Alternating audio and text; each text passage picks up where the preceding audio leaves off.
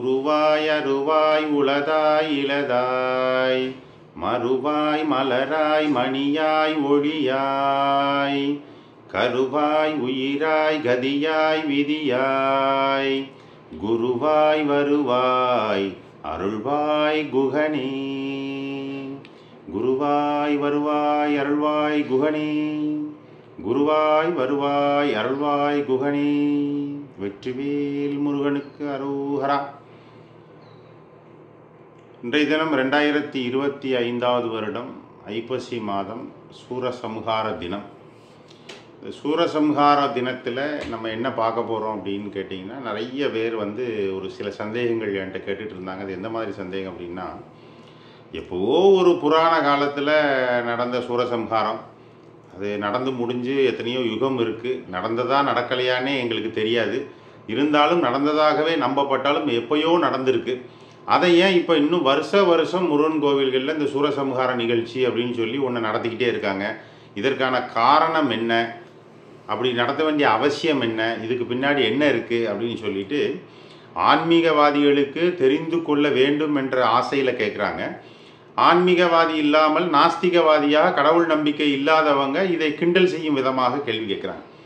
அப்போ இதற்கு பின்னால் இருக்கக்கூடிய ஒரு தத்துவம் என்ன அப்படின்னு நம்ம யோசனை பண்ணி பார்க்கும் பொழுது, ஒவ்வொரு இந்து மத வழிபாட்டுக்கு பின்னாலையும் 3 விதமான விஷயங்கள் அடங்கியிருக்கும். ஒன்று சாஸ்திர ரீதியான ஒரு நிகழ்வு, ஒரு அர்த்தம், சாஸ்திர ரீதியான ஒரு அர்த்தம். இன்னொரு அர்த்தம் தத்துவ ரீதியான ஒரு அர்த்தம். இன்னொன்று ஞான மார்க்கத்தின் ரீதியாக ஒரு அர்த்தம். இப்படி ஒரு 3 விதமான அர்த்தங்கள் ஒவ்வொரு நிகழ்வுலையும் இருக்கும். அப்போ இந்த வருஷம் சூரசம்ஹார நிகழ்ச்சியானது நம்ம ஒவ்வொரு முருகன் கோவில்கள்லையும் நடத்துறதுக்கு உண்டான காரணம் என்னங்கிறத இந்த வீடியோவில் நம்ம தத்துவ ரீதியாக பார்ப்போம். அப்போ தத்துவ ரீதியாக இது ஏன் வருஷம் நடத்துகிறாங்க அப்படிங்கிறதுக்கு ஒரு காரணம் என்னென்னா, அதை நம்ம ஒரு சின்ன ஒரு விளக்கத்தின் மூலமாக இதை நம்ம பார்ப்போம். இந்த சூரனை சம்ஹாரம் செய்கிறது அப்படிங்கிறது பார்த்தீங்கன்னா, முருகன் கையில் இருக்கக்கூடிய வேல். இந்த வேல் தான் சூரனை சம்ஹாரம் செய்யக்கூடியது, நம்ம எல்லாரும் தெரிஞ்ச விஷயம். இப்போ இந்த வேலினுடைய குறியீடு என்ன அப்படின்னு பார்த்தோம்னா, எவ்வளவோ கருவிகள் இருக்குது. அதாவது துப்பாக்கி இருக்குது, கத்தி இருக்குது, வாள் இருக்குது, அந்த காலத்து இதுபடி ஈட்டி இருக்குது. இந்த மாதிரி எவ்வளவோ கருவிகள், அருவாள் இருக்குது, அருவாமனை இருக்குது, வீட்டில் உள்ள பெண்களுக்கான ஆயுதமாக அருவாமனை இருக்குது. இப்படி எத்தனையோ ஆயுதங்கள் இருந்தாலும் இந்த வேல் அப்படிங்கிறத என்ன காரணத்தினால இதை சம்ஹாரத்துக்காக அம்பிகை சக்தி, பராசக்தியானவள் முருகப்பெருமான்கிட்ட கொடுத்தாங்க அப்படின்னு நம்ம பார்க்கும்பொழுது, இந்த வேல் ஒரு குறியீடு. அது எதற்கான குறியீடு அப்படின்னா, ஞானத்திற்கான குறியீடு. இந்த ஞானம்ங்கிறது எப்படி இருக்கும் அப்படிங்கும்போது, பொதுவாக ஒரு அறிவு அப்படிங்கிறத சொல்லும்போது, நம்ம வழக்கத்தில் பேசும்போது ரொம்ப ஷார்ப்பாக இருக்குது பிரெயின் அப்படின்னு ஒரு வார்த்தையை சொல்லுவோம். ரொம்ப ஷார்ப்டாவேன் அப்படின்னா இந்த வேல் கூர்மையாக இருக்குது அப்படிங்கிறத. அடுத்ததாக பார்த்தோன்னா, ரொம்ப டீப்பாக திங்க் பண்ணுவான் ஒருத்தன் அப்படின்னு சொல்லுவான். திங்கிங்கில் ரொம்ப டீப் திங்கிங் அப்படிமா. அப்போ ஆழ்ந்து இருக்கக்கூடியது, வேலினுடைய கீழ்ப்பகுதி ஆழமாக இருக்குது, இது டீப் திங்கிங். இப்போ ஒரு ப்ராடு மைண்டாக இருக்கணும் அப்படிமா, அதாவது அகண்ட அறிவாக இருக்கணும், ப்ராட் மைண்ட் அப்படிமா. அது ஒரு அகண்டு இருக்கக்கூடிய தன்மை குறிக்கிறது. அப்போ கூர்மையான அகண்ட ஆழமான அறிவினுடைய குறியீடு தான் இந்த வேல். இது ஞானத்தினுடைய குறியீடு. இப்போ ஒரு மனிதனுக்கு அறிவு அற்று அறியாமையும் அற்றதுவேன்னு அருணகிரிநாதர் பாடுறது போல, அறிவு இருக்குது, அறிவு இல்லை, அறிவு இருக்குது, அறியாமையும் இருக்குது. இந்த ரெண்டும் இல்லாத நிலைமை ஒன்று இருக்குது. அதுதான் இறைவனுடைய திருவடி நிழல் அப்படின்னு சொல்லக்கூடியது. நம்மளுடைய ஞானிகள் மகான்கள்லாம் சொல்கிறாங்க. அப்பேற்பட்ட வேலை கொண்டு, இப்போ வேல் பற்றி பேசினாலே நம்ம ஒரு நாள் ஃபுல்லாக பேசலாம். அப்போது அந்த சப்ஜெக்ட் இதோட சுருக்கமாக முடிச்சுட்டு தத்துவத்துக்குள்ளே வந்துடுறேன். அப்போ இந்த வேல் எதை சம்ஹாரம் செய்கிறது அப்படின்னு பார்க்கும்போது, இந்த சூரசம்ஹாரம் அன்னைக்கு சஷ்டி அப்படிங்கிறது 6வது நாளை குறிக்கிடக்கூடியது. சஷ்டி அப்படின்னா 6. இப்போ நம்ம உடம்பில் இருக்கக்கூடிய 6 ஆதார சக்கரங்கள் சொல்லக்கூடியது. மூலாதாரம், சுவாதிஷ்டானம், மரிப்பூரகம், அநாகதம், ஆக்னி சக்கரம். இந்த மாதிரி 6 விதமான சக்கரங்கள் நம்ம உடம்புல இருக்குது. இது சஷ்டியை குறிப்பிடக்கூடியது, 6வது. அப்போ இந்த சஷ்டி நாளில் தான் இந்த சூர சம்ஹாரம் நடக்குது. அப்போ சூரன் அப்படிங்கிறது யார் அப்படிங்கிறது தத்துவ ரீதியாக பார்த்தோம்னா அது ஒரு எதிரி. இப்போ எதிரின்னா யார்? சூரசம்ஹாரம்னா எல்லா மக்களும் பல பேர் என்ன நினச்சிக்கிறாங்க அப்படின்னா, நம்மளுடைய எதிரி, நம்ம பக்கத்து வீட்டுக்காரன், நம்ம எதிர்த்து வீட்டுக்காரன், நம்ம தொழிலில் போட்டியில் இருக்கக்கூடிய எதிரிகள், நம்ம சம்பந்தம் பண்ண எதிரி, பொண்ணு கொடுத்தவன், பொண்ணு எடுத்தவன், இவன்லாம் எதிரி. இந்த எதிரியெல்லாம் சம்ஹாரம் செய்கிறதுக்கு தான் இந்த சூரசம்ஹாரத்தை போய் நம்ம கும்பிட போகிறோம் அப்படின்னு நினச்சிக்கிட்டு இருந்தால் அது பெரிய தவறான ஒரு செயல். என்ன காரணம்னா, அதுவும் இருக்குது, அது இல்லைன்னு சொல்லலை. ஆனால் பிரதானமான அர்த்தம் என்ன அப்படின்னு கேட்டிங்கன்னா, சத்ருக்கள் 2 வகைப்படுவார்கள். சத்ருக்கள்லாம் எத்தனை விதமான எதிரிகள் பார்த்தீங்கன்னா, ஒவ்வொருத்தருக்கும் பலவிதமான எதிரிகள் இருந்தாலும் கூட 2 சத்ரு தான் சாஸ்திரம் நமக்கு குறிப்பிடுது. ஒன்று அகச்சத்ரு, இன்னொன்று புறச்சத்ரு. அகச்சத்ரு அப்படிங்கிறது நமக்குள்ளேயே இருக்கக்கூடிய நமக்கு தீங்கு விளைவிக்கக்கூடிய குணங்கள், இது அகச்சத்ரு. புறச்சத்ரு அப்படிங்கிறது வெளியில இருந்து நம்மளை தாக்குவதற்காக வரக்கூடிய, இந்த மனம் உடலை தாக்குவதற்காக வரக்கூடிய ஒரு சத்ரு. அப்போ அகச்சத்ரு புறச்சத்ரு. இந்த புறச்சத்ரு எதனால் வருது அப்படின்னு நம்ம ஆய்வு செய்து, நம்மளுடைய சாஸ்திரங்கள் ஞானிகள் ஆய்வு செய்து பார்த்து என்ன சொல்லுங்கன்னா, அகச்சத்ருனால தான் புறச்சத்ரு வருது. நம்ம உள்ளே இருக்கக்கூடிய அகச்சத்ரு என்னெல்லாம் அப்படின்னு கேட்டிங்கன்னா, ஆணவம், கர்மம், மாயை, இந்த 3 தான் நம்ம உள்ளே இருக்கக்கூடிய ஒரு அகச்சத்ரு. ஆணவம் அப்படிங்கிறது எதை குறிப்பிடுறதுன்னா, நான், எனது அப்படிங்கிற வார்த்தையை குறிப்பிடுது. இந்த 2ம் இல்லாமல் ஒரு பெரிய பகையோ சண்டையோ வராது. இதை நீங்கள் ரொம்ப டீப்பாக திங்க் பண்ணி பாருங்கள். நான் யார் தெரியுமா? அப்போ என்னையவே இப்படி சொல்லிட்டானா? நான் யாருன்னு தெரியாமல் என்கிட்ட விளையாண்டுட்டான், எனக்கு உண்டான பொருளை எடுத்துட்டான். இப்போ யார்கிட்ட அவன் விளையாடுறான்? என்கிட்டயே விளையாடுறானா? இப்படி நீங்கள் என்ன எதிரித்துவத்துக்கு கொண்டு போனாலும், குடும்பத்திலேயோ வெளியிலையோ நான், எனது அப்படிங்கிறது வரும். இது ஆணவம். இந்த ஆணவம்ங்கிறது இந்த உயர்ந்து இருக்கக்கூடிய இந்த விரலை குறிப்பிடும். இந்த விரல் இதுதான் ஆணவ விரல். நான் அப்படின்னு தூக்கிட்டு நிற்கும். இது ஆணவம். இதற்கு உண்டான அசுரன் யாரு அப்படின்னா சூரபத்மன். முதல்ல சூரபத்மன் நான் அப்படிங்கிறவனால தான் இவ்வளவு நடக்குது. அப்போ சூரபத்மனுடைய சம்ஹாரத்தினுடைய குறியீடு இந்த நடுவிரல். அதுக்குண்டான நம்ம மனசுக்குள்ளே இருக்கக்கூடிய அகச்சத்ரு சூரபத்மன் யாரு? ஆணவம். 2வது கர்மம் அப்படின்னா, பல ஜென்மங்களில் பல முற்பிறவிகளில் நம்ம செய்த வினைகள், பாவ வினை, புண்ணிய வினை. பாவ கர்மா, புண்ணிய கர்மா, இந்த 2 சேர்த்து தான் கர்மம் அப்படிங்கிறது. புண்ணிய கர்மாவாக இருந்தால் சுபமான சுகங்களையும், பாவ கர்மாவாக இருந்தால் நோய் நொடி கடன் வழக்கு போன்றதையும் அனுபவிக்கக்கூடிய தன்மையை கொடுக்கும்.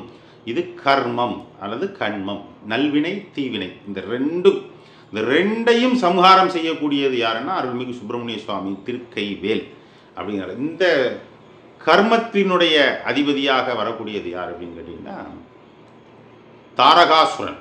அதற்கு உண்டான விரல் இந்த விரல். இது கர்மம். இதில் பார்த்திங்கன்னா பவித்திரம் போடுவாங்க, ஒரு தர்பை புல்லை மாட்டி செய்வாங்க. இதில் தான் ஏதாவது ஒரு கர்மா செய்யணும் அப்படின்னா இந்த விரலில் தான் எல்லாம் தர்பையெல்லாம் மாட்டி செய்யக்கூடிய வழக்கம். இதனால் இது வந்து கர்மம். அப்போ தாரகாசுரன் முதல்ல தாரகாசுரன், சூரபத்மன், சிங்கமுகாசுரன். சிங்கமுகாசுரன் அது அந்த சிங்கமுகாசுரன் வர அந்த கதையை நான் அப்புறம் வரேன். இப்போ ஆணவம், கண்மன். 3வதாக இருக்கக்கூடியது வந்து மாயை.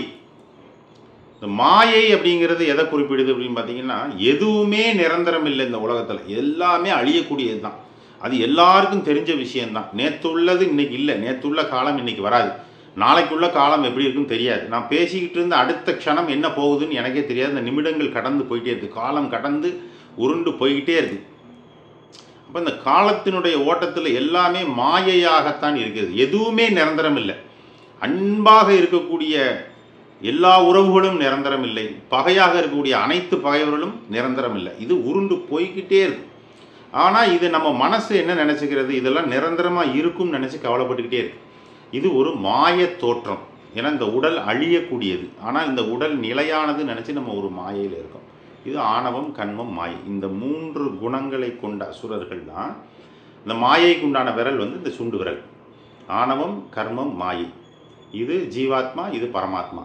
இந்த ஜீவாத்மாவும் பரமாத்மாவும் இப்படி இணைச்சி வச்சு தான் நம்ம தியானம் பண்ணுறதுக்கு உட்காருவோம். ஆணவம், கண்மம், மாயை ஒதுக்கி நம்மளுடைய ஜீவாத்மாவும் பரமாத்மாவும் இணைத்து வைக்கக்கூடிய சிம்பல் தான் இந்த சின்முத்திரை ரூபம் அப்படிங்கிறது நம்மளுடைய ஞானிகள் வச்சு உண்டானதை பார்ப்போம்.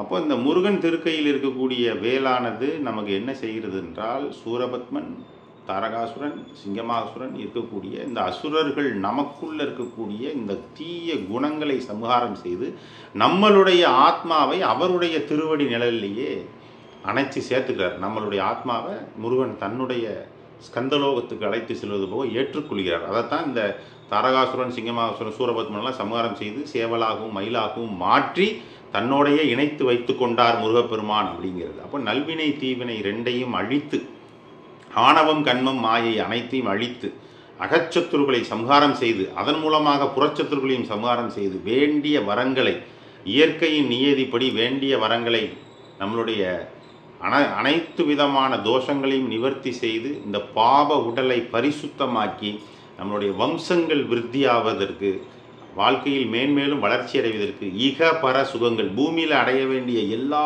சுகங்களையும் அனுபவித்து வான்மண்டலத்தில் அனுபவிக்கக்கூடிய எல்லா சுகங்களையும் அனுபவிக்கக்கூடியது. இது என்னென்னா வள்ளி திருமணமும் தெய்வானை திருமணமும். முருகன் வள்ளியை திருமணம் செய்தாருங்கிறது என்ன குறியீடு அப்படின்னு கேட்டிங்கன்னா, பூமியில் இருக்கக்கூடிய அனைத்து சுகங்களும், நோயற்ற வாழ்வு, குறைவற்ற செல்வம், வம்ச விருத்தி, வாரிசுகள் எல்லாம் பூமியில் சுகபோகங்களை அனுபவிக்கிறது வள்ளி திருமணத்தினுடைய தத்துவம். இந்த சூரசம்ஹாரம் மறுதினமான தெய்வானை திருமணம் வான் உலகத்தில் நம்மளுடைய ஆத்மா சென்று அங்கு இருக்கக்கூடிய இறைவனுடைய திருவடிகளை இளைப்பாற வேண்டியதாக இருக்கக்கூடிய தத்துவம் வான்மண்டலத்தில் இருக்கக்கூடிய தெய்வானை திருமணமாக, தேவர் லோகத்தின் கன்னியையாக தெய்வானையை குறியீடாக சொல்லி இந்த சம்பவமானது நமக்கு கந்த புராணத்தில் தெளிவாக எடுத்து சொல்லப்படுகிறது. இப்போவே 11 நிமிஷத்தை தாண்டி போயிடுச்சு. நிறைய பேசினீங்கன்னா யாரும் கேட்க மாட்டாங்க அப்படின்னு நம்மளுடைய வீடியோ எடுத்துகிட்டு இருக்கக்கூடிய, எனக்கு உதவி செஞ்சுட்டு இருக்கக்கூடிய என்னுடைய மனைவி சொல்லிகிட்டு இருக்காங்க. அதனால் ரொம்ப வளவலன்னு, உனக்கு எல்லாம் தெரிஞ்சாலும் ரொம்ப பேசாத அப்படின்னு சொல்கிறாங்க. அதனால் நான் இதை சுருக்கமாக முடிச்சுக்கிறேன். ஷார்ட் வீடியோவாக போட இருந்தாலும் கந்த புராணத்தை எப்படி சீக்கிரம் சொல்லி முடிக்க முடியும்? 18 புராணங்களில் கந்த புராணம் மிகவும் பெரிது. 17 புராணங்களும் சேர்ந்து இருக்கக்கூடிய ஸ்லோகங்கள் கந்த புராணம் ஒரு ஸ்லோகத்தில் இருக்குது. 4 லட்சம் சில்லற ஸ்லோகங்கள் 17 புராணத்திலும் இருக்குது. சேர்ந்து 4 லட்சத்தி சில்லற, கந்த புராணத்தில் மட்டும் 4 லட்சம் சில்லற. அப்போ இது கூட ஒரு 5 நிமிஷமாவது எடுத்துக்கிட்டால் தான் ஏதோ லைட்டாவது இதை மக்களுக்கு சொல்ல முடியும் அப்படிங்கிறதுனால இவ்வளோ நேரம் எடுத்திருக்கேன். அதனால் நாளைக்கு தெய்வானை திருமண நிகழ்வோட இக பர சுகங்களை அடையக்கூடிய இந்த சட்கோணம் அப்படிங்கிறத பற்றி லேசாக சொல்லிடுறேன். ஏன்னா முக்கோணம் வந்து கீழ் நோக்கிய ஒரு முக்கோணம், மேல் நோக்கிய ஒரு முக்கோணம், சரவண பவாங்கிற அக்ஷரம். இந்த கீழ் நோக்கிய முக்கோணம் இக சுகங்களையும், பூலோகத்தில் அனுபவிக்க வேண்டிய சுகங்களையும், மேல் நோக்கிய முக்கோணம் வான்மண்டலத்தில் அனுபவிக்கக்கூடிய சுகங்களையும் தரக்கூடிய எல்லாம் வல்ல எம்பெருமான் இறைவன் வள்ளி தெய்வானை சமேத அருள்மிகு சுப்பிரமணிய சுவாமி அனைவருக்கும் நீண்ட வாழ்வையும் நிறைந்த செல்வத்தையும் அருள வேண்டும் என்பதை பிரார்த்தனை செய்து கொள்கிறேன். வெற்றிவேல் முருகனுக்கு அரோகரா.